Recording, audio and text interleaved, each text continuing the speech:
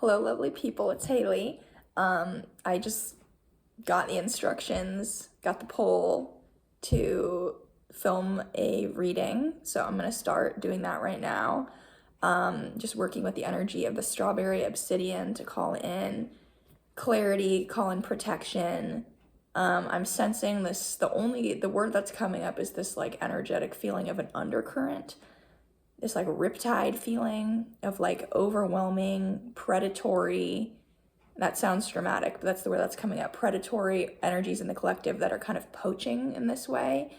So feeling kind of like psychically claustrophobic,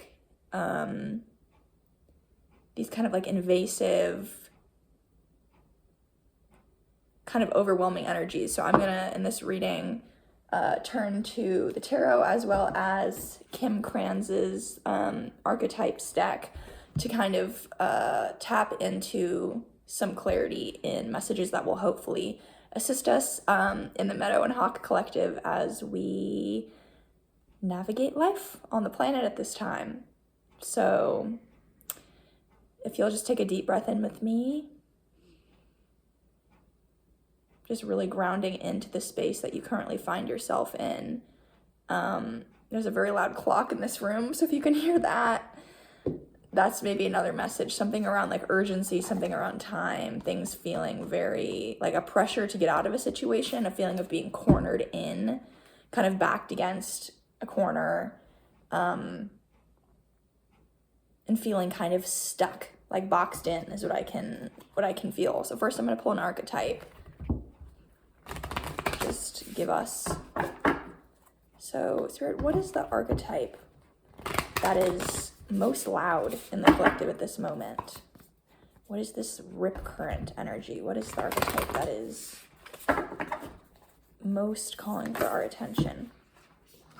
Okay, 2 came out. Interesting. We have the orphan. These illustrations are beautiful. And we also have the lover. Interesting. Okay, so the message that I'm getting immediately is that in the wake of this Taurus full moon, which for me was 1 or 2 days ago, a lot of these kind of like feeling of being like poached, like a feeling of like I need to finally look at the one thing that I thought I could get away with not looking at. There's a feeling like life is presenting to us now with people, situations, feelings, emotions, experiences, crises, even really big successes, really big peak points in life that are all kind of revealing this like inner wounded child. And this is a very loud archetype in the collective in terms of feeling this fundamental inner wounded child that didn't get the love that they wanted, or the people around them didn't know how to show them love in the way that they most needed to feel it. And there's a call to realign ourselves with the archetype of the lover, which is someone who is grateful for all that life is presenting, who is very attuned to the senses in terms of their 3D current experience in a body on the planet at this time.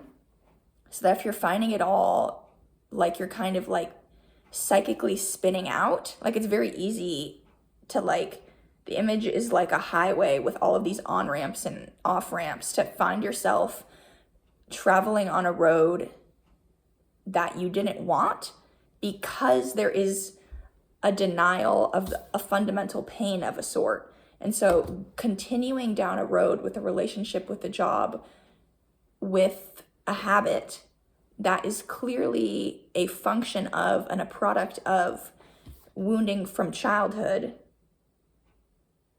I'm really drawn to the snake right now. So this like feminine healing energy coming in, which does not always feel very light and kind of that like archetype of like the soft feminine. It can feel kind of harsh. And so I'm feeling that a lot of us are kind of being pushed. We're not necessarily jumping. We're not even necessarily like in the situation of the Fool in the tarot where we're like deciding to set off on this quest, this journey. We're kind of waking up and being like, oh, well, I guess I'm on this path. Like I'm being pushed to seek out a higher form of love, a higher way of fully being here. Because I feel like all of the ways that we don't fully want to be here, even a lot of these are subconscious. The ways as a child where things were hard, things weren't fair, things didn't make sense, and we kind of want it out. We kind of want to numb it. We kind of want to turn the dial down on the pain just a little bit. There's like a moment right now of some sort of full exposure. And I'm feeling that right as like the sun is coming in this window as it's setting at like 3:30 p.m. So just feeling that as that increase in darkness, the descending consciousness, the mycelial consciousness, the underground consciousness that I've been kind of learning about a little bit at this moment. I feel like that's kind of prominent. The ways that as the outside world gets darker and colder, the need to resolve something and give ourselves the love that we were never given. And then watching as our whole external reality shifts as we see ourselves as worthy of love, as essentially good, as essentially innocent in a way. And so now I'm going to start shuffling the tarot. Spirit, what is going on in the collective at this time? What is important for us to know?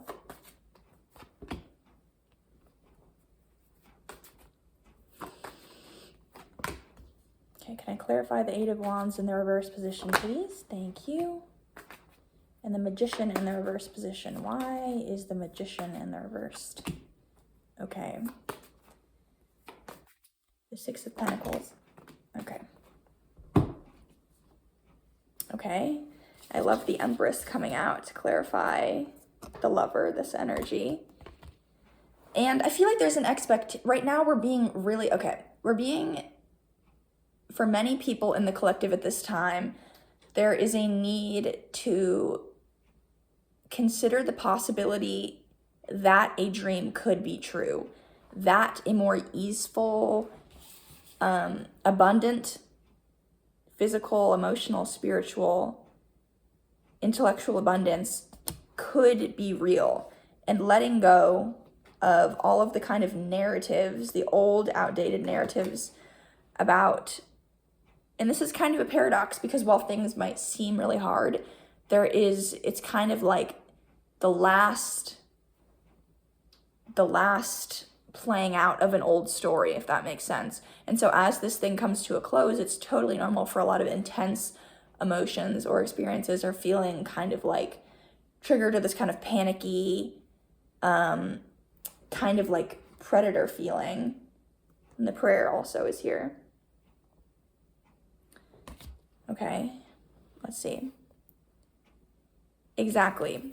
The Eight of Wands in the reverse position, this kind of like forced pause. It's a forced pause, especially being clarified by the Knight of Swords in the reverse position and the Knight of Cups upright. So like there's a switching, there's a turning of the guard. There is kind of like a shift going in, a shift going out. The tide is changing in a fundamental way. And as I said this, the horses started running outside. So like there's this some expansive force that wants to lead us towards greater freedom and strength and integrity. And it's not something that you need to force. And so all of the ways that you're forcing things are going to be really loud, and they're going to be kind of, and I've been feeling this in my own life too, things where I'm forcing, it's just like, it's a no. Not no forever, it's a being open to the thing that you weren't expecting that was better, exponentially better on a quantum level than the thing that you had your eye on. So there's like an unexpected shift coming in as the kind of archetype of the destroyer of the Tower card in the tarot, which I think about a lot with the last Taurus full moon, like a lot. Feels like a lot of energy really moved. And if there is a need to cling and make things happen, it's only going to cause further delays. The Magician and the Hermit, both in the reversed position. Some sort of spiritual retreat, some sort of rebuilding faith in the self and in your capacity to use all of the spiritual, physical, emotional resources at your disposal to become the alchemist of your reality, to become the co-creator of your life. But like a momentary retreat of some kind. There's 3 out of the 4 knights are currently present in the spread. We have the Knight of Wands in the reverse position, the Knight of Swords in the reverse position, and the Knight of Cups upright. The only knight not here is the Knight of Pentacles. Oops, chopped on the ground. Okay. So a lot of this, like,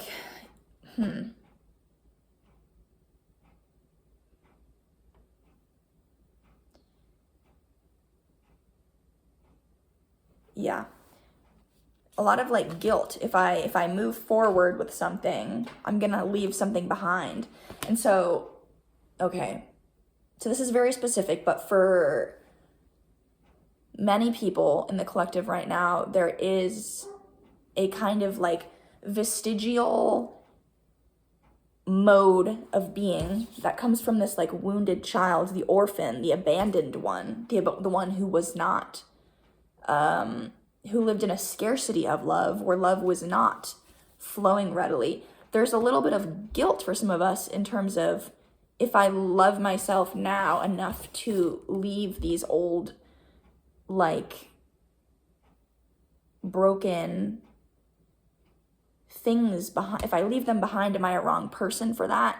And the answer that I'm getting from Spirit is that no, you're not a wrong person from valuing yourself enough to leave things behind and to let things die, and to kind of, there's a lot of support being given right now for individuals in the collective who are willing to really step into this hero/heroine's journey, not in a very egotistical, selfish way where it can feel like all of this self-help, spiritual growth, development work is very self-centric, which can feel kind of exhausting and also not alive and awake and responsive to the reality that we live in community and relations, and that what is of the individual good, if it's coming from a true place of integrity, is of the highest good of the collective. And this is obviously not taking into account like excessive greed and individuals who momentarily, because it can never be sustained in the long term, but individuals who momentarily experience a personal, monetary, whatever gain at the expense of others. That's not what we're talking about here. We're talking about an inner quest with the Fool in the reverse position on the bottom of the deck. And so those who are willing to be courageous, to take this leap, even if it's for the moment, only a leap of imagination, only a opening the valve up of your imagination, 5 centimeters, just a crack, just imagining that something, there's an inability to force things right now. And so it's normal to be in this kind of void time. And we can really only turn to like this kind of archetype of like, I don't know all that I perhaps wish I knew about this situation, but like, show me. The willingness to be humble, to be a vehicle of the divine, of like the willingness to see your life as art, as the capacity to shape something great. Not because you are great, but you are great, but because you're great, because you're a vehicle of the divine ultimately. And so those who take a humble approach at this time, like a trusting and the quiet germination of things, relationships, feelings, inner states of being, it's coming, but the willingness to revisit, return to, in like the inner canals of our being, this inner wounded child is really calling out for love, for care, for safety. And so as we close out this video, I'm going to pull one more archetype to clarify this orphan energy, because I'm feeling it really loud right now. And oftentimes this is at the root of all pain, is that the core child self feels broken, feels wrong, feels like they don't deserve to be here in some way. And so that's kind of, it's coming up. Okay. Spirit, can I please clarify the orphan within the collective consciousness, calling in the energy of the strawberry obsidian to bring us clarity. Okay, interesting. We have 3 archetypes that just dropped out, so let's see if I can weave these together. This is really sweet. So to clarify the orphan, we have the eternal child energy. We also have the vow. And we also have the thread. Remembering ourselves as a thread of the divine, remembering the eternal good part of ourselves that we don't have to earn and we can't lose, that is essentially good. And being willing to see the Six of Pentacles reversed combined with the vow makes me think of these unconscious vows, these ways that we define ourselves by our lack, by what we don't have, by the love that we didn't get, that we don't have. And there's a need to this is a huge thing of redefining the self-concept, the identity, which impacts the ways we move in the world, which impacts how we interact with others, which impacts what we value, which impacts how we spend our time. It's a huge thing going on right now. It feels like paradigm shift would put it in would kind of underplay so the vows, the need to, from this hawk, eagle eye perspective, soaring above, if there's a pattern, which there are for me, and I'm sure there are for a lot of us, and this often shows up as being in a situation and you notice that you feel small in some way, you feel boxed in, you feel like you need to dim down a part of yourself that no one would ever love if they knew that about you. The orphan. You would be alone, you would be rejected in some capacity. And there's a need to soar above that and say, when did I believe this? When did I agree to give my power over to these other people in order to validate my capacity to be a conduit of the divine? And so there's a really neat, just as I had to do, to just turn on this camera. It's a process of getting out of our own ways, which is an ego death, which is often painful because, so there's a need to break vows in a lot of ways. And maybe if you're drawn to doing this in a more ceremonial way, or just where in my consciousness are these little hooks, these little vows of, is it to my nation? Is it to my family? Is it to my spouse? Is it to my job? There's a need to really embark on this inner descent, this inner healing, and then watch as the entire external reality just shifts as this happens. How can we integrate this energy of healing the wounded inner orphan, embracing the eternal child, the thread of the divine that we all are, the lover and the vow? How are we supposed to integrate all of this? What is the result? What is the gift? Okay. The Four of Wands, the 1111 card, there is a synchronistic, very magical result. There's a mirroring here too with the 1111. There's a mirroring of when we show up in a way, and it can be in very subtle, small ways in an interaction. There's just a slight pivot towards honoring, towards holding the self and the inner pain and the feelings of loneliness and isolation and abandonment. And if you're not feeling that, that's totally okay too. But the point is that there may be lots of people in the collective who are kind of being forced to look at these deep shadows. When we, not in this spiritually bypassing way, but go into it, bring the love into the place where we didn't think love could be, light into the place where we didn't think light could be, there is a homecoming. There is a deep celebration, even if that is not mirrored in the external world or realm. I wanted to say realm.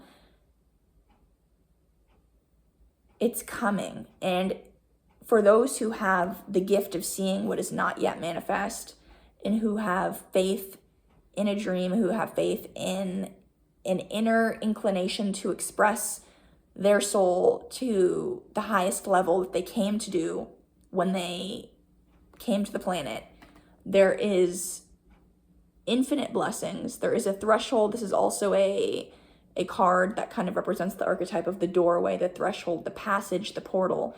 There is